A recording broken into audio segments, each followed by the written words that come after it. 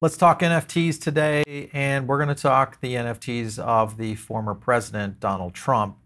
We'll dive in deep, and you guys might be surprised of how this project rolled out. We reported on it earlier, but now we're going to give you some of the results of what's happened, some of the feedback of not only the political side, but I think more importantly is how people look at NFTs is the framework of today's video. My name is Paul Bannon. Welcome back into TechPath. Let's get into it today. It's going to be fun. All right, so I do want to thank our sponsor today, and that, of course, is Quantum Miami. And Quantum Miami is the leading blockchain and Web3 event, all designed around what I think is the best city in blockchain, and that is right here in Miami. A ton of speakers, sessions, all sorts of networking opportunities that you guys are going to get a chance to do. And guess what? I will be there speaking, moderating a few panels, and being able to kind of do some deep dives. And we'll also do some interviews. So if you see me out there doing interviews with microphones and all that good stuff, just stop by, pat me on the shoulder and say hello. I'd love to meet you and learn more about you. You guys can get 20% off by just using our link. So all you have to do is click the link below in the description.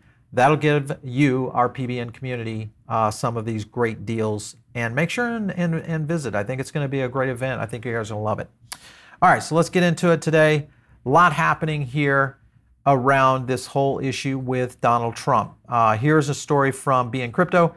Donald Trump jumps on the NFT bandwagon 1 year too late, still sells out instantly.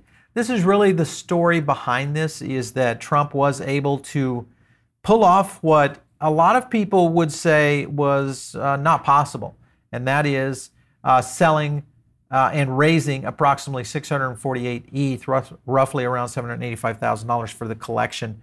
And at time of writing, ETH is at around $1,100, so you can kind of see how this all plays out. There's a lot here too, because the trading volume is part of the overall schematic here of how an NFT is rolled out. There's also some utility aspects. Some people would say this starts to skirt a little bit of the sweepstakes mentality. I'll get to that in a minute. And there's a lot more that I'll break down further into the video. In the meantime, make sure and smash like on the video, because it's one of the things that helps us get the news out there in terms of what NFTs are, how they could be applied to businesses. And I think this is the bigger picture. Is there some great opportunities here? You know, put Trump aside for a minute and just look at it for what it was, and this just the mastery of marketing. If you look at this tweet right here, it kind of breaks it down. You know, no kidding now. Digital trading cards set on Polygon's NFT market on fire.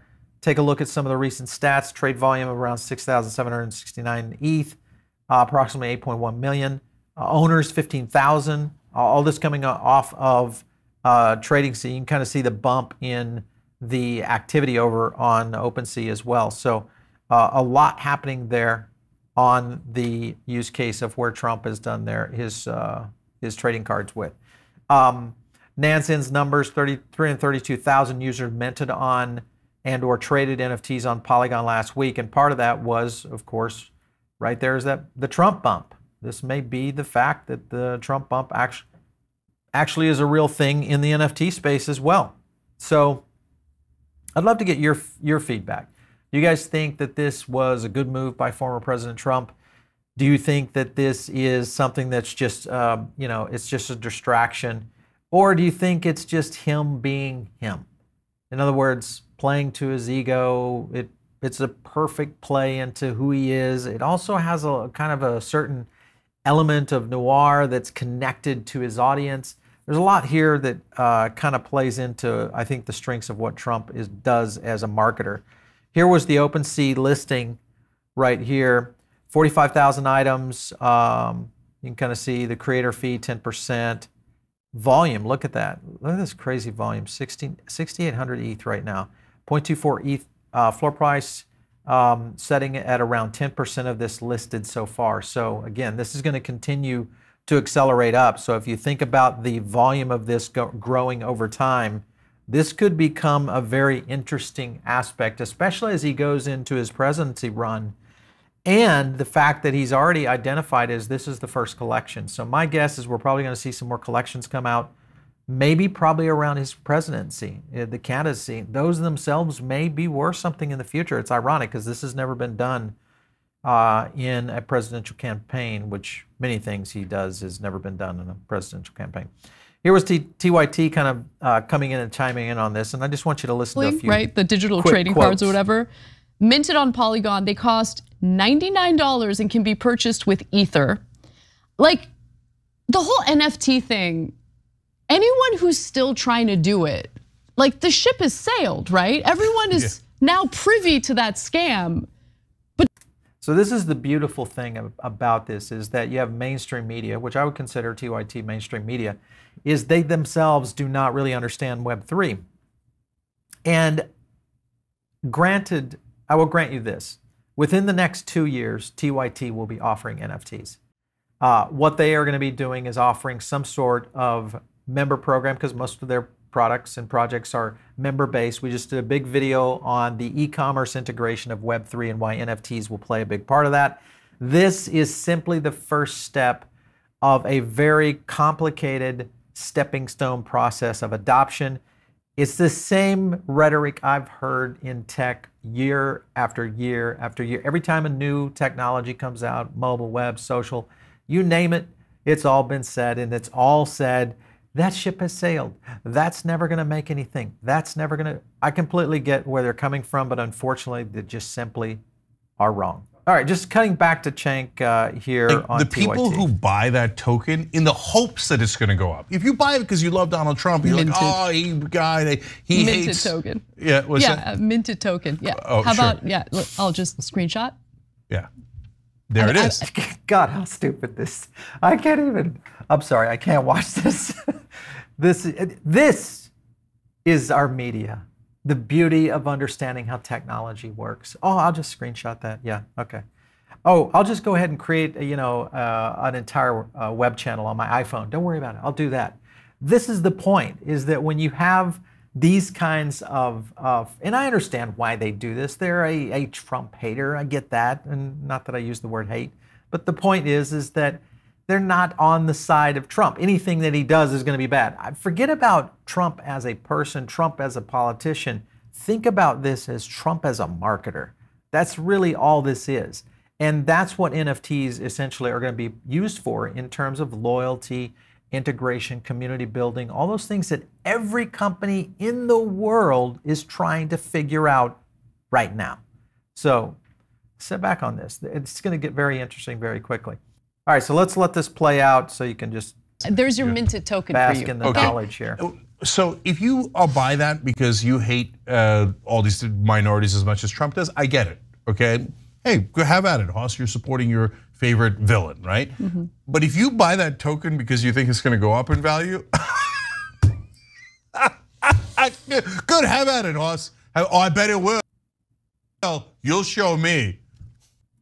And unfortunately, the token went up in value. So that didn't age too well for Cenk Uygur in this particular case. So again, this just goes back to the point I've said many times, is that the adoption side of where Web3 is going, unfortunately, is too complicated for some people to understand.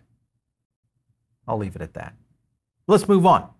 Let's talk a little bit about having fun with where this is going. Here's SNL. Seems like a lot, seems like a scam, and in many ways it is, but we love the Trump cards. We just love them. You can also get them for free by just going online and looking at them, maybe. I don't know. Maybe taking a screenshot, but we'd really prefer it if you sent the $99. I'm selling a new Christmas CD from my All right, so you can kind of see the funness that's happening around this. I think, almost in jest, that the industry of media has unfortunately lost touch with what Web3 is.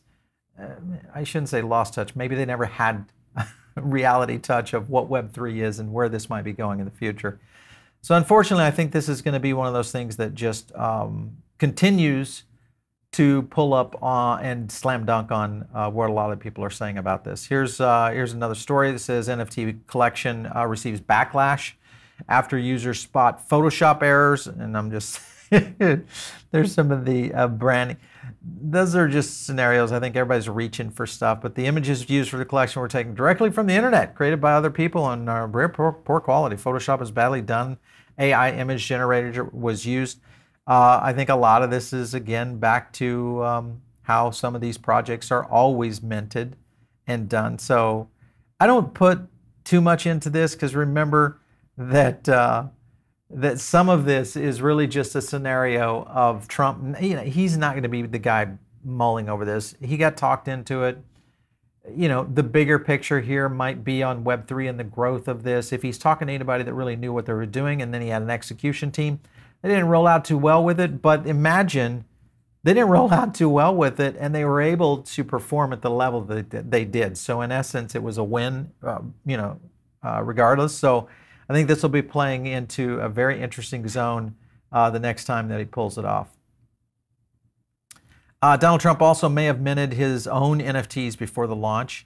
And there's some things here that this plays into. The auditor, NFT Herder, told his people, said basically he minted a thousand of his own NFTs into his wallet. And I don't know if this is going to be used for the ability to, I won't say the word manipulate, but you know, it's going to be, you know, all right, here's the group that might actually get the utility use case that then I can dole out to whoever I want to, airdrop that into their wallet, and then there I've completed my requirement for this, you know, pseudo sweepstakes. So that in itself, a little bit sketchy, but at the same time, again, I think what we're going to be dealing with here is value based on these digital assets that people are perceived value. And value is perceived by the holder. We'll see how this looks in 6 months. Here's Sebastian Gorkin. He kind of hit on it. MAGA world is super pissed about the Trump's NFT launch. Steve Bannon and Sebastian Gorkin want the person responsible fired. I don't know, guys. I think this actually might be a little bit of a win in sheep's clothing for Trump, because it's opening up to the digital asset side of things. But I also think that because of the connection to his campaign that's going to be coming soon, there actually may be some use case down the road that Trump may be pulling into digital ID, all sorts of things around the MAGA rallies, things that could play into that for ticketing purposes. Do you start to see how this might play out? And then we may look back and, you know, as usual, kind of say it's kind of crazy like a fox. Here's Ben Shapiro talking about it as well. It's the dumbest politics I think maybe I've ever seen. It's painful. It's painful. And this is coming from somebody who voted for Donald Trump in 2020. And it's just bad. We'll get to more on this in just 1 second. First, a hard year on the economy means that essential practical gifts will be in high demand this year. It was just kind of a joke there, but you know, he's not happy with it. But then he goes into shilling a product. I get that. It's different than shilling an NFT. But there's other aspects to this that, again, that I think Ben may look back up on, you know, a year from now and say, maybe Trump was up to something here. Let's take a look. Because again, NFTs, first of all, nobody understands what an NFT is. And non-fungible. The reason that no one understands, Ben, is because they haven't taken the time to really do the research. Now, nobody understood what the internet was in 1996. Nobody understood what the evolution of mobile was in 2007. Nobody understood how to use social media in 2008. Yet all of those things implemented into the next evolution of technology. Back to Ben Shapiro, the expert. Token, which is what an NFT is. What it basically is a digital trading card. Essentially, you buy a GIF and you have the exclusive right to a copy of that GIF. Not the only copy, a copy of the GIF. Which means nothing, since I can literally just copy and paste one onto my desktop right now. Wrong.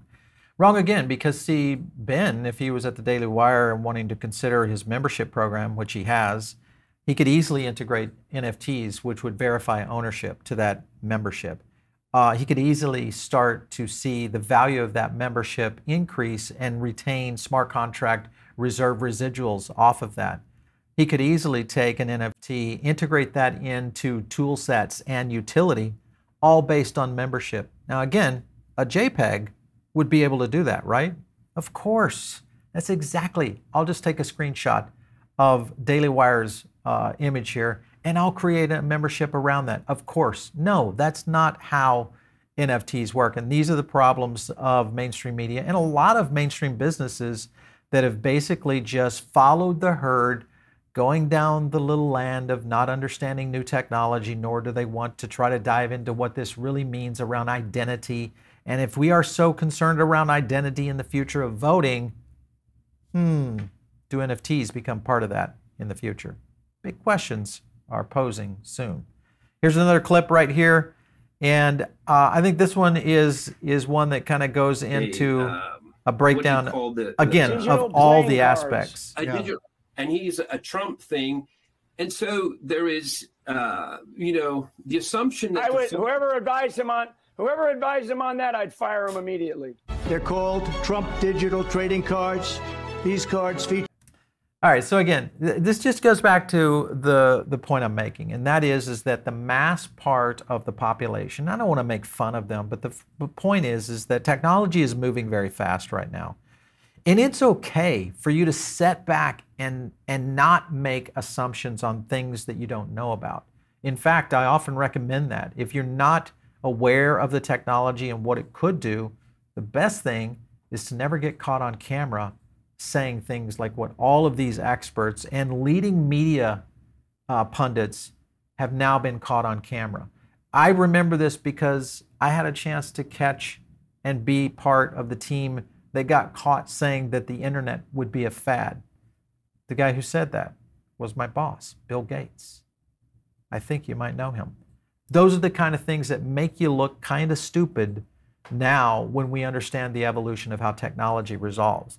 And this is exactly what we're going to be dealing with. NFTs will change, and the use case of where Web3, blockchain, and smart contracts will change the evolution of everything we do on the internet of the future. Now, does that take 2 years, 5 years, or a decade? It may, but the reality is this is just the beginning, and we're just getting started. So Trump may be onto something. I'm assuming that he doesn't even know yet how this may play into his political future. But if he does, then he is playing the perfect cat and mouse game again as he starts to flow into his campaign trail. A couple other clips I wanted to show you. We can talk about how we didn't need to pay the $99 sticker price for these digital images because we just did the perfectly legal action of right-clicking on them and using copy-paste. Even the mere fact that yesterday Trump hyped the launch of these really low-quality Photoshop jobs. All right, guys. Well, that was MSNBC. So I think I'll rest my case now. I have proven that mainstream media is and are idiots. Let's move on to Andre Zick. He's got something to say. Because it is a sweepstakes where every NFT represents a potential prize, by law, you can actually get these NFTs for free, and you have until January 18 to do so, and here's exactly how. First, you have to physically mail in a number 10 sized envelope, which looks like this. It's the most common size you can find, and you have to address it to official Donald Trump NFT collection sweepstakes. Now make sure that it is also self-addressed and that the postage is paid for in the address, which you'll see right here on your screen. Now, inside the actual envelope, you'll need an index card. And on the index card should be your first name, your last name, your postal address, and your email address. Now, the catch though is that it has to be handwritten and you cannot use a black pen. All right, so as you can see, there's a lot of details here, and there are some interesting aspects to this because it starts to play into, you know, using Trump's likeness to generate this, the company that did this, how this might play into it. Are they consulting him on other projects? Is he maybe even looking at other projects? All of that still, in my opinion, is probably not going to be the case. And what I mean by that is that I don't think Trump is, I won't say smart enough, but I don't think he's there at the point of really understanding what this might mean for the future. And its likelihood is that it won't have an effect on the 2024 anyway, but in 2028, this is real. We may have utilization case of NFTs in some sort of identity comparison of what we're dealing with in state level law, especially around voting rights. All of that could play into this in the future, and I think the smart politicians are being advised by the companies that are doing the right kind of things in NFTs, smart contracts, Web3 development, to be able to move this policy forward in a lot of these kinds of projects. So Be on the look at that. I think in the early days, it's always these carnivals, it's all these charlatans, it's these kind of things happen. It's happened before and it will happen again, and we'll continue to see this. It's really going to be the companies and the innovation that happen after this that I'm more interested in. But in the meantime, Trump is still out there selling NFTs. All right, so just to cut into a quick link here, here's CZ breaking down one of the key benefits of NFT ticketing, which again could go back into the scenario of what I talked about earlier in terms of Trump's MAGA events. But look here what CZ has to say about this. They sell concert tickets at $150, and then that resells like 3 times through the what do you call it, scalpers, and then it sells for like $600, $3,000, and guess what? The artist gets $150. When we spoke to them, they say this is like a, I don't know, I forgot the real number, like, but they said this is like a $10-20 billion industry, and for this artist alone, right? So this artist, like, we're very willing to change this. The artist will only sell the tickets through NFTs, and you can engineer the NFT so that the artists get a royalty, however many percent each time it's resold, or especially if each time if it's resold at a higher price. So the artists still get a percentage of the later sales. And this is a multi-billion-dollar industry, and the artists want to do this. Again, we don't have an application for it today. We haven't made it work yet, but it's totally conceivable. There's many, many, many other NFT use cases. I can go on forever. Singers. So there you go. I mean, that's just one example. Obviously, we know the deal with Ticketmaster and how this plays into ticket scalping and all that. But it really goes back into the point we've talked about earlier. It is very early stage right now, but I think ID is going to be the killer app for the future of where Web3 NFT integration will be. Everybody laughed at it today, but in the future, it will be mainstream, and it will be used in every walk of life, in your digital life, that is. Again, if you guys are listening in over on the podcast, make sure and tune in over here to the YouTube channel. This is where you catch all the breakdowns, the deep dives, all of that. All you have to do is hit subscribe, like a few videos. We'll find yourself in ourselves in your feed. And of course, if you guys want to reach me, it's out there on Twitter, @Paul Barron. We'll catch you next time right here on TechPath.